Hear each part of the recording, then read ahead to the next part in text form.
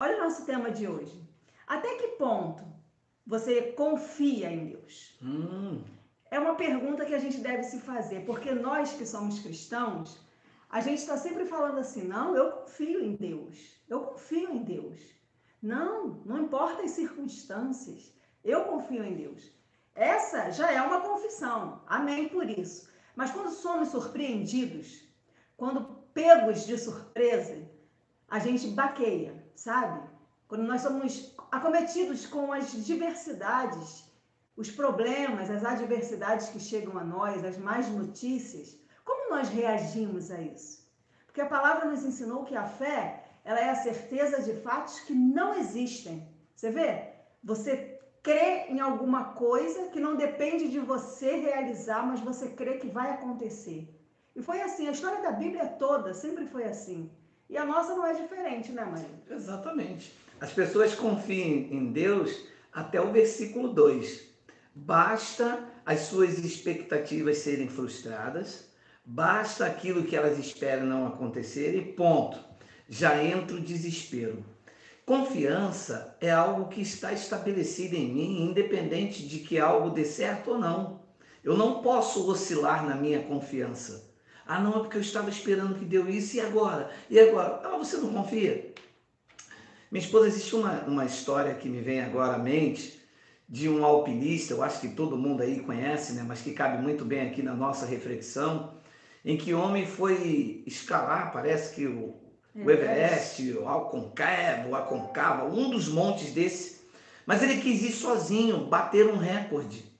E ele foi sozinho, enfiava as estacas, ia subindo sozinho e anoiteceu. As pessoas avisaram que era perigoso.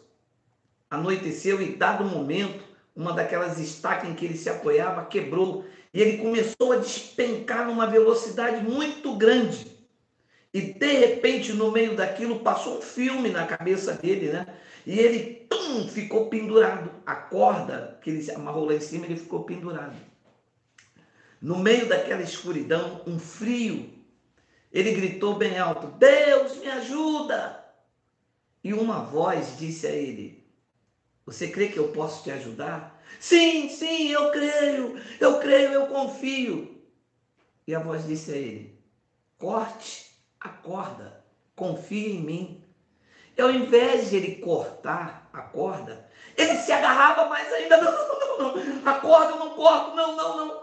Mas você não confia em mim? Sim, eu confio, mas se eu cortar a corda eu morro. No outro dia, acharam este homem congelado, preso à corda a 1 metro do chão. Tudo que a gente precisa fazer, às vezes, minha esposa, é cortar a corda. As pessoas ficam presas àquilo que as impede de avançar. Criam uma zona de conforto, mas do medo.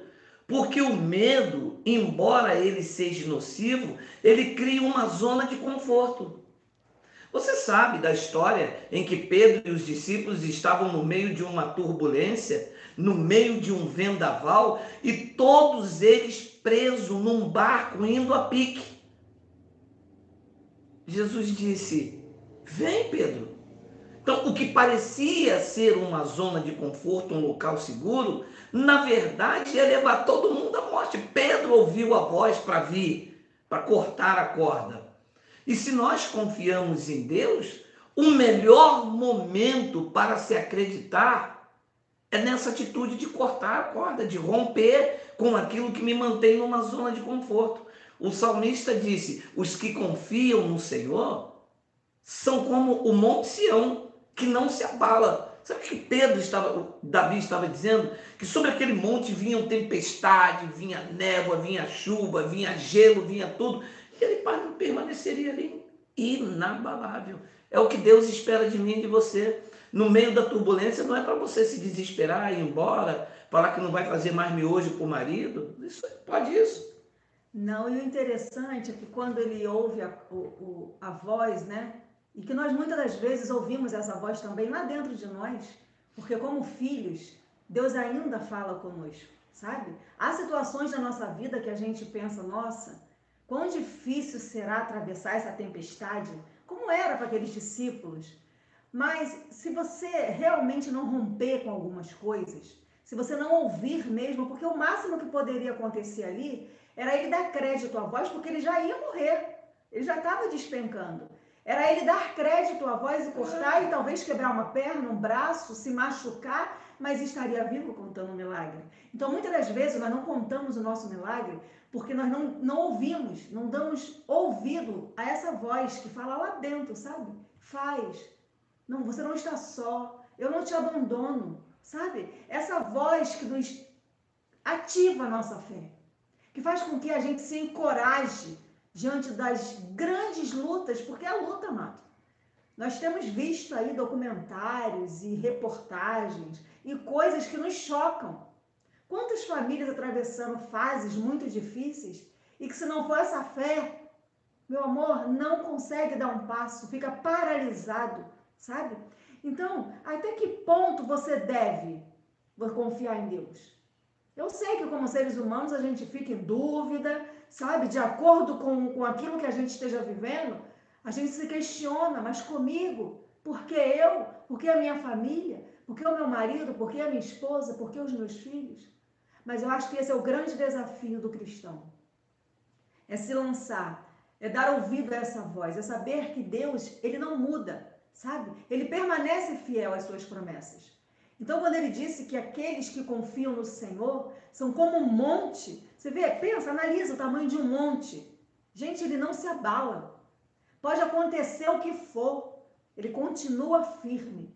Assim é o cristão que tem as suas bases firmes no Senhor, sabe? Ele até balança, ele estremece. Balança, mas não cai. Mas não cai. Ele fica firmado na rocha. Sabe o que acontece, o que está acontecendo? É que a graça, ela entra para alguns apenas no campo do intelecto.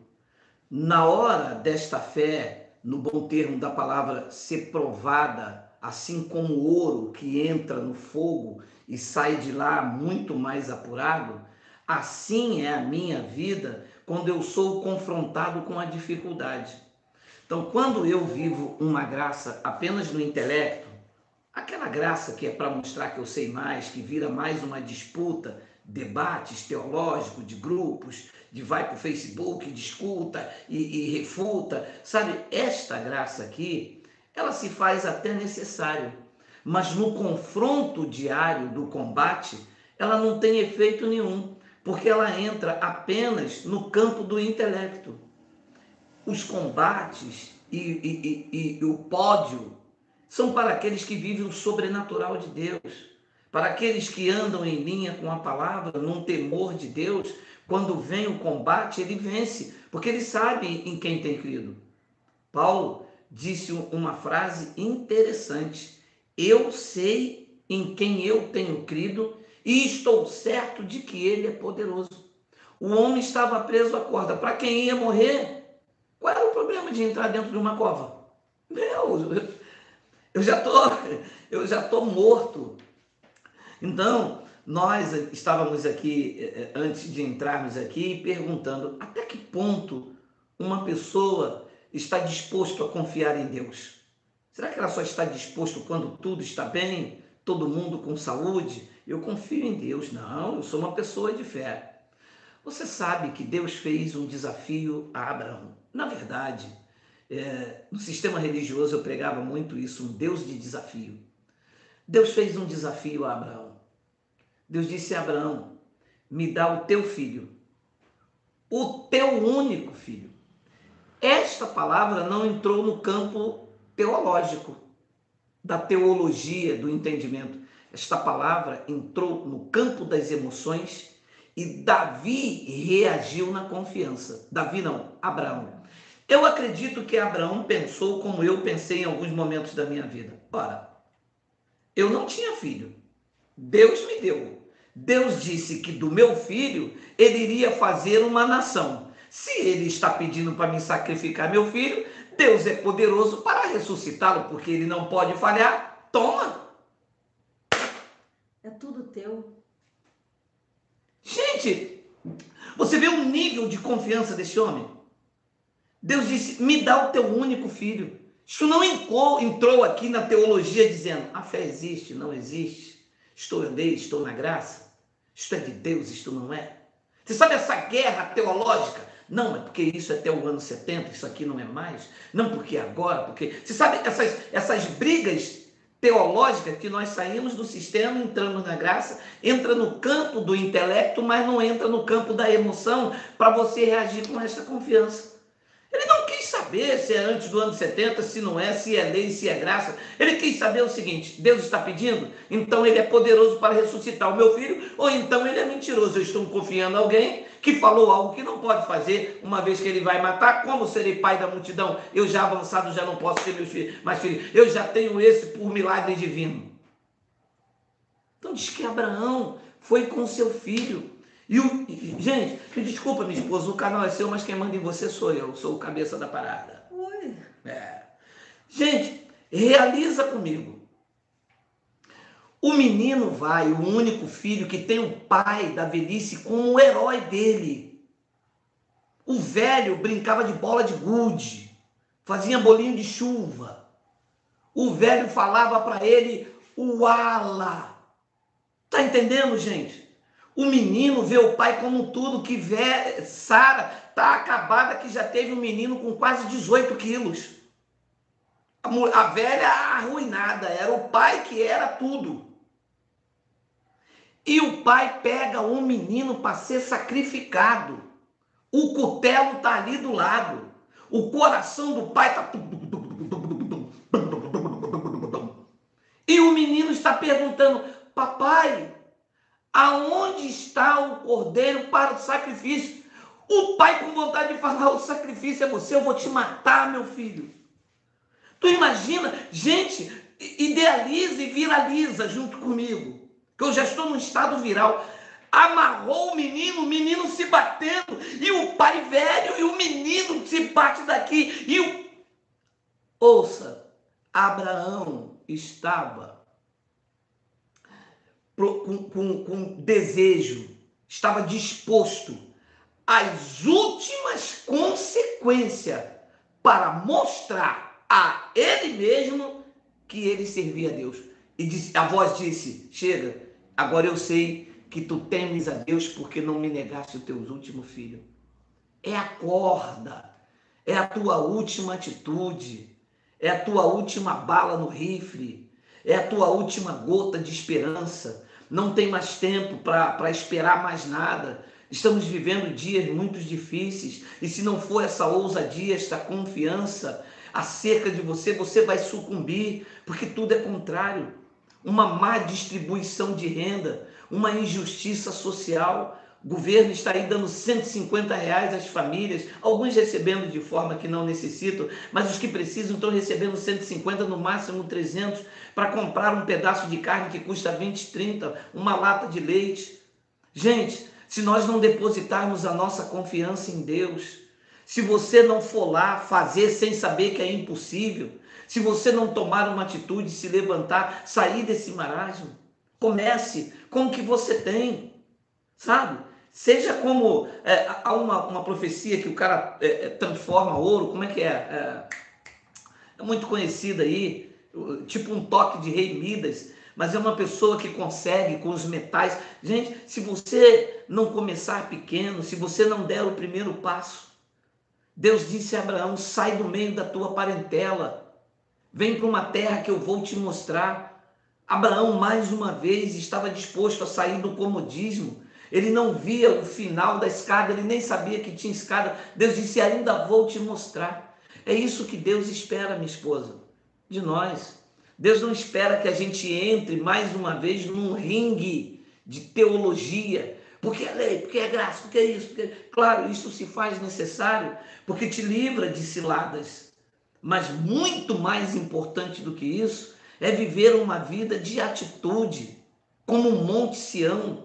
Você tem que estar preparado energicamente, mentalmente, para as más notícias e superá-las com uma boa confissão. É por aí. Exatamente. E os desafios, eles são para serem vencidos, sabe? Eu me lembro também de um trecho bíblico que eu gostava muito, gosto muito, porque é uma história muito forte.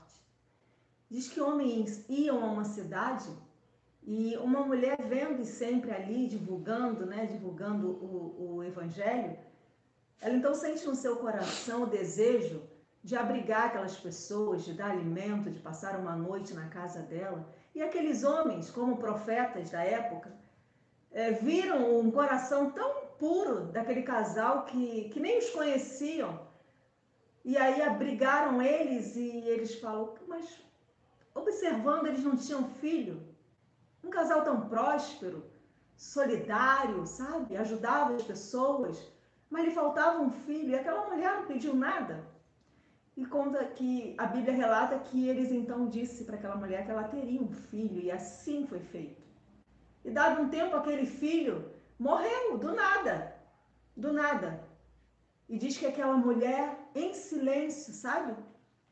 Porque ela cria, ela confiava no que Deus falou por meio daqueles profetas da época de então.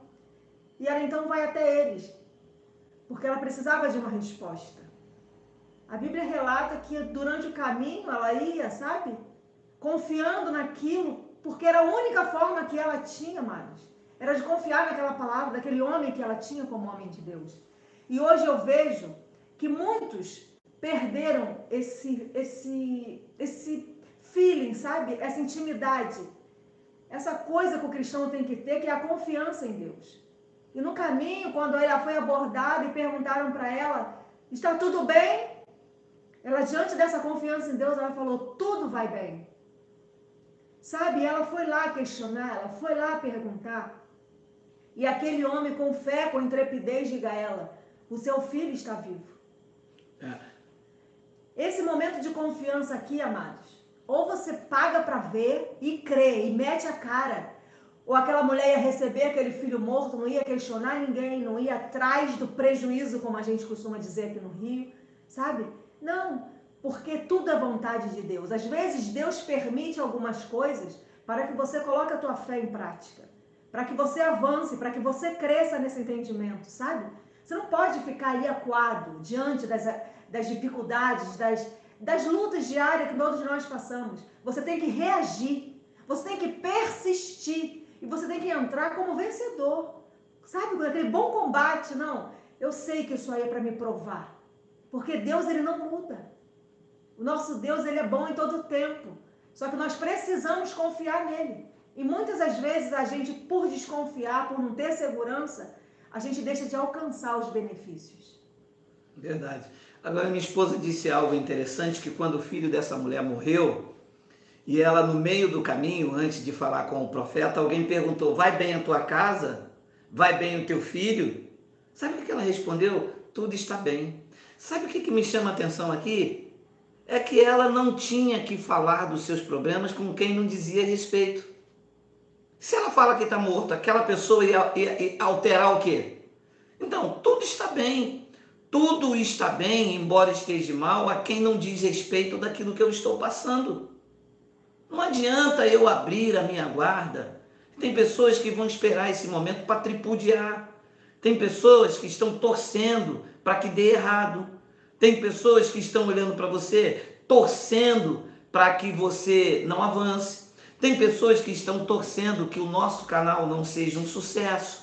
Entra aqui para espiar o Graça Sem Retoque, para ver quantos likes tem, quantas visualizações não tem, quantas programações tem diária. Tem pessoas que estão esperando para ver se realmente você está em graça, mantendo firme a tua confissão de fé. Tem pessoas que estão vendo que depois que você saiu da igreja evangélica, se você está empregada, está passando fome, como está se vestindo. Então, não diz respeito se a minha vida está bem ou mal a quem não pode solucionar. Quando perguntar a ela, vai bem a tua casa? Vai bem o teu filho? Quer dizer que são perguntas de pessoas que estão esperando ver se alguma coisa na tua vida está mal. E aí, você está na graça ainda? Por que ainda? Está esperando que eu saia?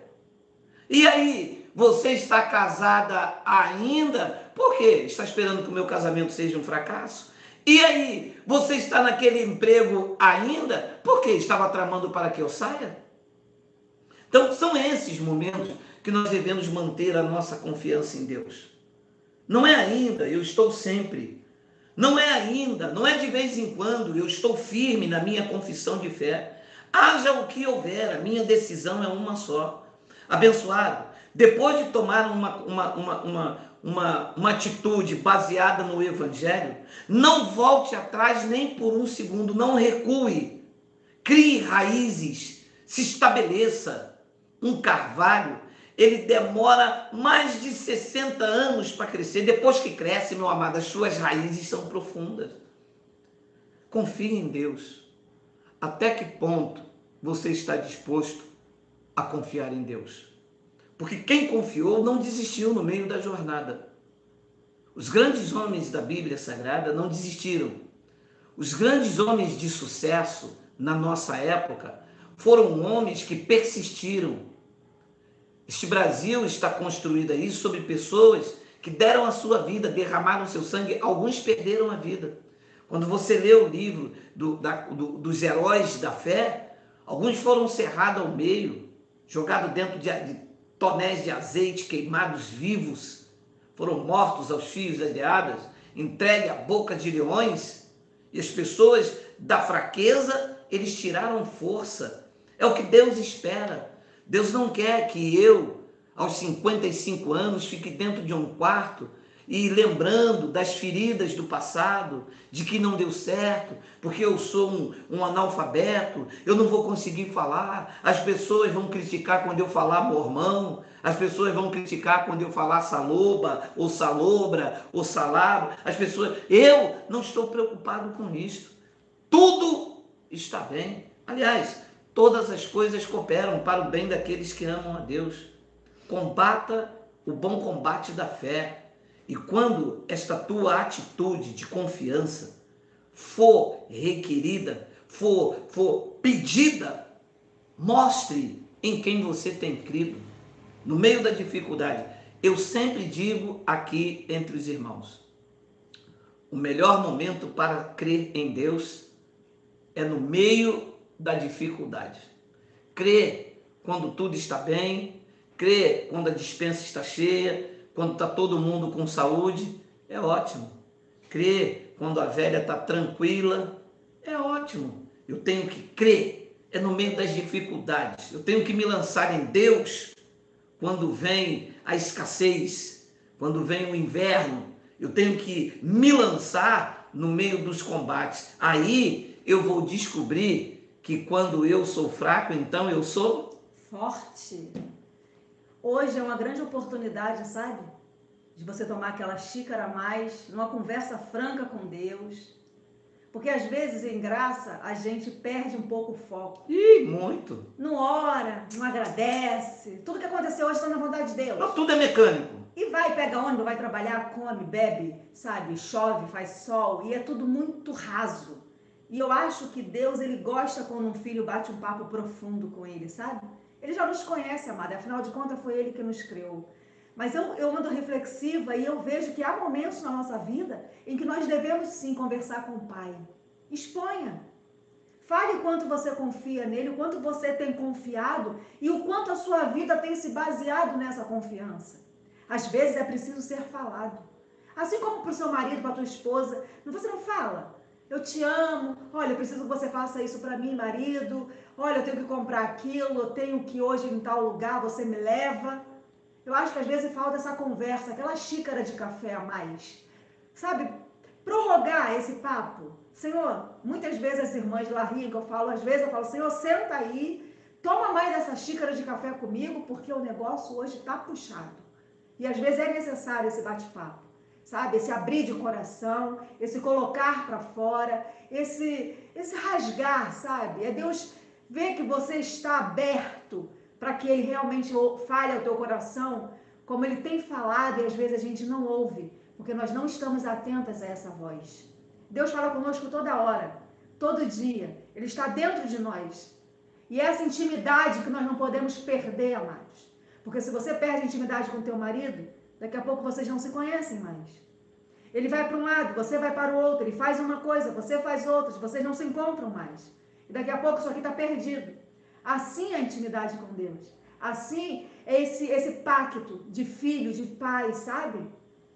Então hoje, Nós queremos dizer para você, nessa oportunidade, nessa manhã, que vale a pena aquele bate-papo ao pé do ouvido, vale a pena, antes de se levantar da cama, você abrir os teus olhos e falar: mais um dia, Senhor, e eu confio em Ti.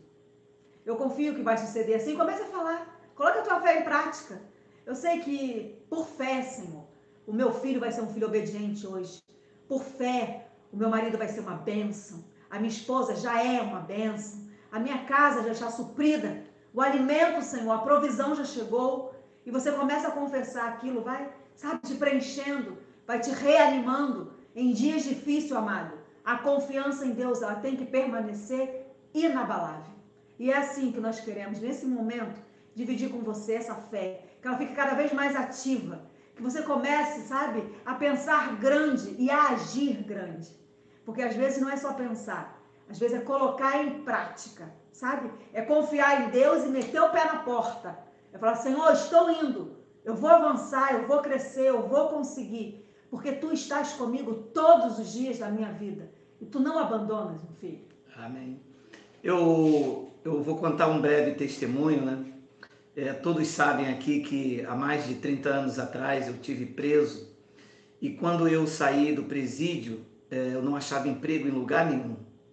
Não tinha uma profissão, tinha a 4ª série, ex-presidiário, negro, e aonde eu batia as portas se fechavam. E um dia tinha um serviço para mim de auxiliar de serviços gerais, e a vaga que tinha era para mim limpar os banheiros de uma oficina mecânica, aquilo sujo de graxa, tudo. E eu passei no teste, fui tirar os documentos. Quando eu voltei, que entreguei o documento, eu fui rejeitado porque puxaram a minha ficha, não me deram emprego, e eu tive que trabalhar para sustentar a minha família. Era eu, minha esposa, a minha filha, nós não tínhamos o Miguel ainda, e a gente morava num quarto praticamente de favor, era cozinha, a cozinha era também a sala, um quarto e um banheiro de 50 por 50, o chuveiro em cima do vaso, e passamos fome. Foi muito forte, muito desesperador, porque a minha filha queria leite, a minha esposa, a gente passava por muita dificuldade. E eu não sabia como reagir, porque um negro, 4ª série, ex-presidiário, como que eu ia sustentar minha família? Eu não sabia fazer nada. A minha vida inteira foi no crime. Eu não sabia pegar uma colher de pedreiro, nada. E um dia, depois de chorar muito, depois de ver minha filha pedir leite e não ter, depois de ver a minha esposa passando por dificuldade, o teto onde a gente estava era um teto de madeira, lambri, e no meio os ratos passavam a noite toda, a gente não tinha condições de ir para uma casa melhor, e os tapurus começaram a cair lá de cima, porque os ratos morriam, e os tapurus caíam em cima de mim, da minha esposa e da minha filha. Eu levantei 4 horas da manhã e disse: eu vou sair, quando eu voltar, eu vou tirar vocês daqui. Quando eu cheguei na rua, do nada, um cântico saiu da minha boca. Eu comecei a cantar sozinho na rua, 4 horas da manhã, esse trecho dessa canção. Tudo que é impossível ao homem fazer, eu vejo a mão de Deus sempre aparecer. Na terra, no mar, nem no céu, não existe alguém comparável a Deus. Tudo que o homem não faz, só Tu podes fazer. E tudo que é impossível ao homem fazer, eu vejo a mão de Deus sempre aparecer. Na terra, no mar, nem no céu, não existe alguém comparável a Deus. E tudo que o homem não faz, só Deus pode fazer. 20 e poucos anos se passaram. Deus do nada, Ele fez tudo. Só eu e minha esposa sabem as trajetórias até aqui. Pedras que no meio da caminhada cortavam os nossos pés. Na nossa confiança nós víamos pedras, mas eram cacos de vidros, armadilhas de pessoas que diziam que nos amavam e queria ferir os nossos pés para que nós não pudéssemos caminhar mais. Mas a cada corte nos nossos pés, a cada sangue que iria saindo, Deus dizia: não temas, não te espantes, eu sou o teu Deus, eu te ajudo com a minha destra fiel.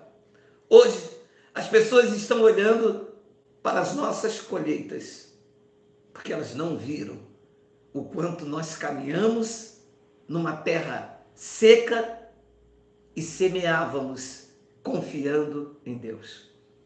Seja esta a tua atitude. Se lance. Não permita que o Evangelho da Graça entre apenas no tempo, no campo teológico, invalidando a capacidade que você tem em Deus de se lançar. Eu estava decidido, porque eu não tinha um pai rico, não tinha uma mãe rica, não tinha um emprego, negro e ex-presidiário, com uma mulher que era e é a paixão da minha vida, e com a minha filha querendo pão e leite.